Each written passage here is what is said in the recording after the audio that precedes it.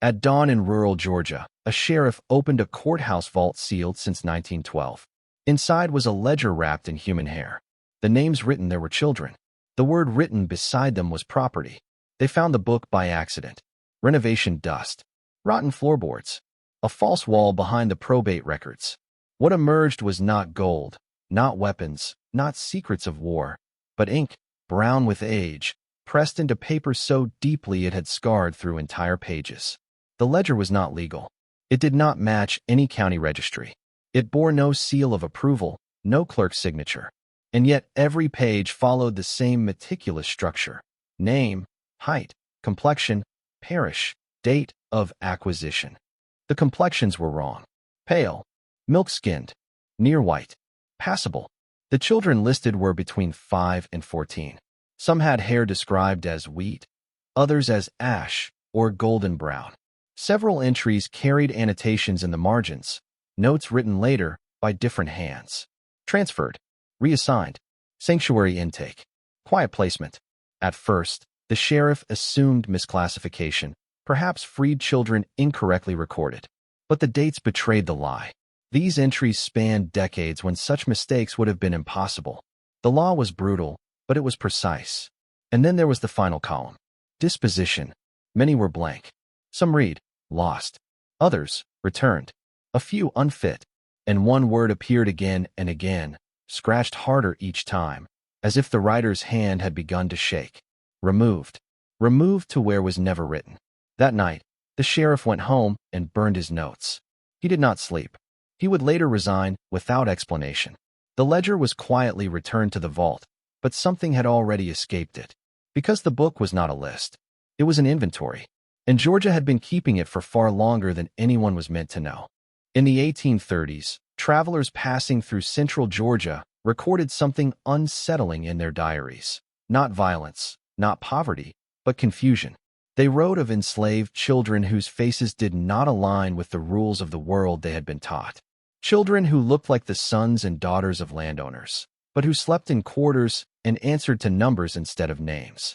One Methodist circuit rider described a girl no older than 7, with blue eyes and freckles, carrying water under a sun that burned everyone the same. He wrote that she stared at him as if she recognized him. He wrote that he could not meet her gaze. These children appeared suddenly and vanished just as quickly. They were never sold publicly. They did not appear on auction blocks. They moved quietly, by wagon at night, through church routes, along orphanage corridors that claimed charity but practiced silence. Plantation records referred to them as delicate stock. Ministers referred to them as burdens of circumstance. County officials used another term entirely, exceptions. What made them dangerous was not how they looked, but what they threatened to reveal. Skin was supposed to tell the truth in the South. It was the lie that made the system work. But these children were contradictions with heartbeats. Living errors. Proof that the boundary was never as clean as it claimed to be. Families whispered. Wives questioned their husbands. Churches tightened their rules. And somewhere behind closed doors, decisions were made. Not about freedom, but about containment. The children were relocated into institutions, religious homes, seminaries, training schools. Places with hymnals, not whips. Places where punishment wore the mask of salvation. Records show that many were baptized repeatedly, as if holiness could overwrite blood. Others were renamed entirely, stripped of origins, folded into systems that promised protection while erasing lineage. And when they aged, when their bodies changed, when questions formed, they were removed from the record. Not freed, not sold, removed. There is a church ruin outside a forgotten Georgia town where no photographs are permitted. Locals will tell you it was struck by lightning. Others say it sank into the earth. But those who know the old stories say something else. They say the church was built without windows on purpose. Inside, sermons were held at dawn and dusk, never at noon. Attendance records list children who were never baptized elsewhere. Choir rosters list voices that disappear mid-year, never to return. Beneath the pulpit was a cellar. Not for wine. The church archives, what little survived, refer to a custodial doctrine, a belief that certain souls were not meant to walk freely in the world because their existence disrupted divine order. The doctrine did not mention race. It didn't need to. Children brought there were taught silence before Scripture. Confession before language. They were instructed to forget faces they remembered and to accept new ones given to them by authority.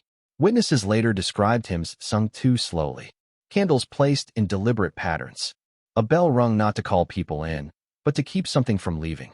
When the church closed abruptly in the 1870s, no official reason was given. The children listed in its care were never reassigned. Their names simply stop. Locals say the ground there never cools, even in winter. They say if you stand too long near the ruins, you begin to feel watched, not by ghosts, but by memory itself, desperate not to be uncovered. By the early 1900s, the language changed. Slavery was gone, but the children were not. Institutions adapted.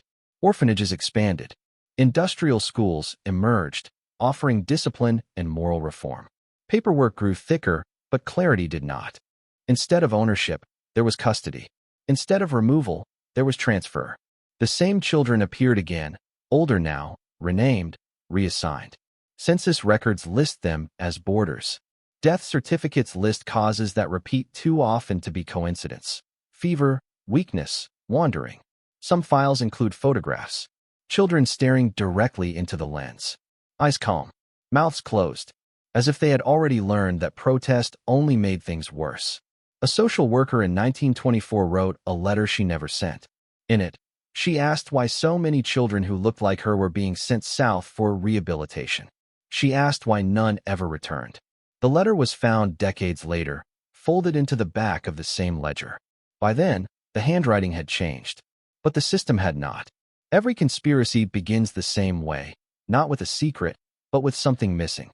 In 1931, a graduate student from Atlanta attempted to trace the population changes of rural Georgia towns after Reconstruction.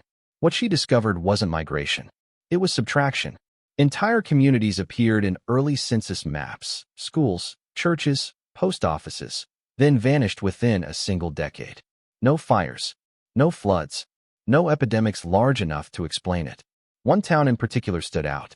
Its name appeared on railroad schedules, tax rolls, and church registries for over 60 years. Then it stopped.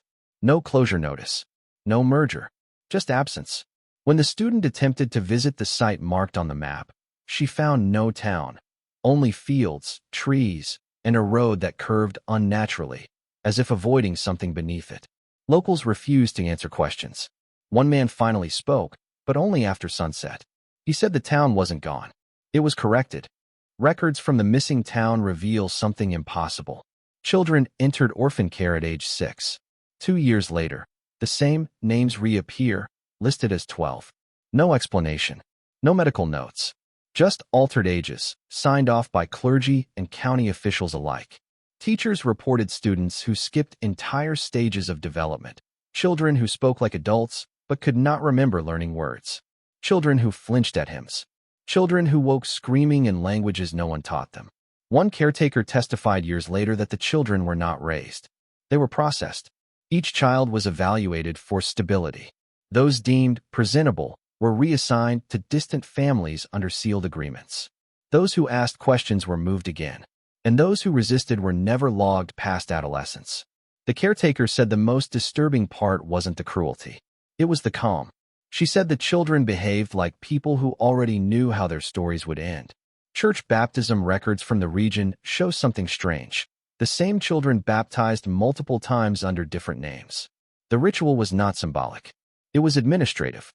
Each baptism coincided with a transfer, a renaming, a reclassification. The water did not cleanse sin, it dissolved identity. Ministers wrote of burdens we carry so others may remain untroubled. Sermons preached obedience as mercy, silence as salvation. One sermon transcript ends with a warning never delivered aloud. There are some truths God allows only once. If they appear again, they must be corrected. Congregations nodded. Choirs sang louder. And the children learned that memory was dangerous. By the 1940s, the language softened. No more ledgers. No more inventories. The system rebranded itself as care. Case files describe fragile youths and identity confusion. Psychologists, barely trained, heavily influenced by eugenic thought, declared certain children unfit for integration. Not because of illness, but because of what they represented. One report states plainly, Their existence causes disruption disproportionate to their number. The solution was isolation disguised as compassion. Sanatoriums, reform schools, institutions with gardens, libraries, and locked doors. Families who asked too many questions were told their children had been relocated for their own good. Some received ashes. Others received nothing at all. Grief became private. Silence became policy. In 1947, a photographer documented an abandoned facility slated for demolition. Among the images was a group photo. Children standing in rows, hands folded, eyes forward. At first glance, it looked ordinary, until someone noticed the shadows. There were more shadows than children. Some fell where no body stood. The photograph was confiscated. The building was demolished early. The negatives disappeared, but the memory did not. When asked decades later why the town vanished, an archivist gave the only honest answer ever recorded. Because remembering it would require explaining what we did with the children. And that explanation, she said, would destroy more than history. It would destroy the story the country told itself about mercy. By the time the country congratulated itself on progress, the system no longer needed chains. It had buildings. The children, now called patients, wards, cases, were sent to places far from towns and closer to forests. Facilities designed not for punishment, but for forgetting. Long corridors, pale walls, windows that opened only a few inches. These institutions did not exist on maps meant for the public. They appeared only in budget reports and church correspondence, referred to by initials rather than names. Staff were instructed never to ask where the children came from, only to assess whether they remembered it. Memory became the illness. Children who spoke of families they could not name were labeled unstable. Those who asked why their skin did not match the stories they were told were marked disruptive. Treatment was simple: isolation, silence, time. One nurse wrote that the children were not being healed, they were being waited out. In 1938, a boy identified only as case R41 refused to comply. He was 16, pale-skinned, gray-eyed, educated enough to read files left unattended. He learned the truth the system assumed he never would. That his original name had been erased 5 times, that his birthplace was listed as unknown despite earlier records stating otherwise, that his parents' names had been deliberately blacked out. He began speaking at night, not shouting, reciting names, dates, places. Other children began listening. Staff noticed that disturbances increased wherever R41 was housed. Children who had been compliant began asking questions. Children who had been silent began writing. The solution was swift. R41 was transferred. No destination recorded. Afterward, new rules were implemented. Lights left on overnight. Staff rotation to prevent attachment. Confiscation of personal writing materials. Speech was now considered a symptom. Some rooms in these institutions did not appear on blueprints. Staff referred to them as calming spaces. Former employees later described them differently. Rooms where sound seemed to die, where walls absorbed echoes, where children sat alone for days, sometimes weeks, with nothing but their thoughts and the steady assurance that no one was coming. One orderly said the rooms were not for punishment. They were for containment. Because once a child remembered too much, they became contagious. In 1942, a fire broke out in a records wing of one such facility. Officially, it was an electrical fault. Unofficially, staff reported something else. They said the fire began in cabinets containing intake files, the oldest ones. They said the flames moved unnaturally, skipping newer records entirely. One nurse claimed she heard screaming, not from patients, but from the paper itself, as if the pages resisted being erased. When the fire was extinguished, the oldest records were gone. The children connected to them were declared untraceable. That same week, several were quietly relocated. None were ever documented again. By the end of the war years, the remaining children understood something vital. No one was coming to save them. Freedom was not denied by walls, but by stories rewritten so thoroughly they replaced reality. Some children stopped speaking altogether. Others learned to lie convincingly, to become whatever the institution needed them to be. But a few learned something far more dangerous. They learned how to remember without leaving evidence. They memorized names. They memorized routes. They memorized each other. And they waited. Every machine eventually fails, not because it is attacked, but because it must keep correcting itself. By the late 1940s, the institutions were overwhelmed. Funding reports contradicted census data. Children appeared in budgets who did not exist on paper.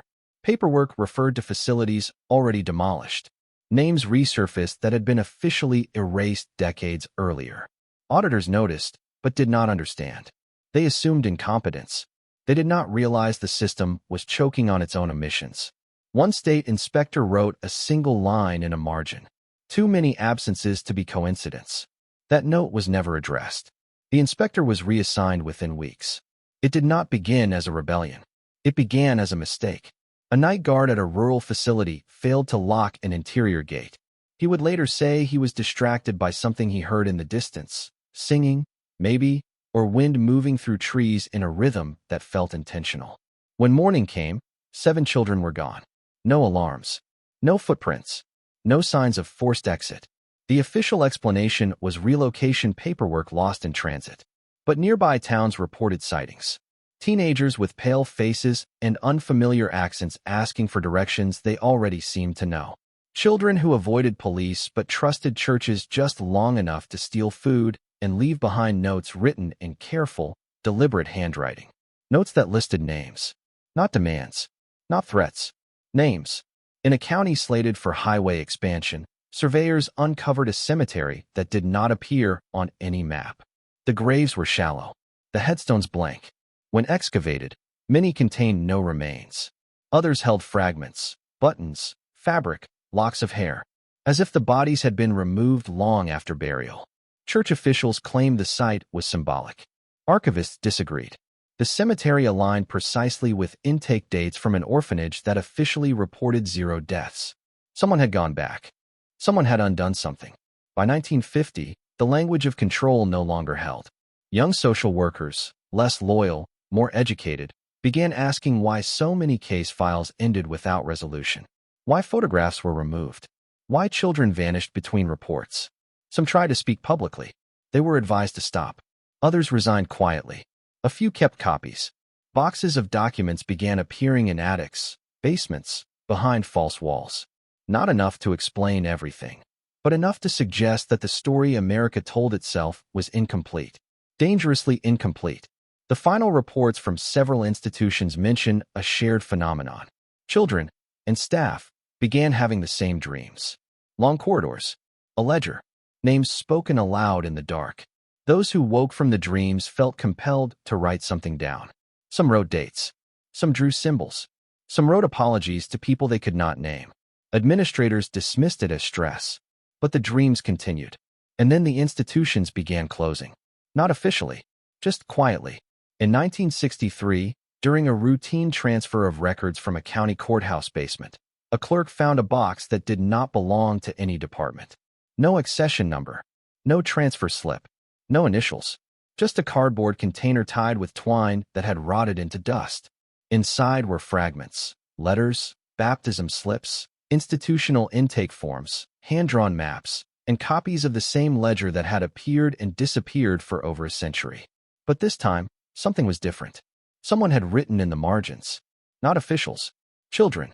They had corrected names. Restored ages. Added places of birth. Sometimes, in trembling handwriting, they added a single sentence. I was here. The clerk resealed the box and reported it. The report was denied. The box was returned to storage. But not before the clerk memorized the handwriting. In the late 1970s, a journalist investigating abandoned reform schools found an elderly woman living alone near the Alabama border. Her skin was pale. Her voice was careful. Her hands shook only when she spoke of childhood. She said she had been taken at 6. She said she had been renamed so many times she stopped answering to any of them. She said the most terrifying part wasn't the punishment. It was the agreement. The adults all agreed not to see us, she said. And we learned to agree with them. She remembered the ledger. She remembered children disappearing after learning too much. And she remembered the promise they made to each other. If we ever get out, she said, we don't scream. We wait. She died 2 weeks after the interview. The tape vanished. Only notes remained. People often ask why no uprising happened. Why no courtroom reckoning? Why no mass graves uncovered on the evening news? The answer is simpler and more terrifying than conspiracy. The system did not rely on secrecy. It relied on disbelief. The idea that a nation would quietly correct children out of existence because they contradicted its mythology was too disturbing to hold. So the truth never needed to be hidden. It only needed to be unbelievable. Some of the children survived. They grew into adults who avoided mirrors. Adults who never requested birth certificates. Adults who felt panic in churches without knowing why. They carried something unnamed, a pressure behind the eyes, a sense of being edited. They raised families but avoided photographs. They taught their children to remember names, just in case. The last known copy of the ledger ends with an entry dated 1951. No name, no age, only a note written in a different hand than any before it. No further corrections required. The story is stable, but history is not stable, and memory does not obey orders.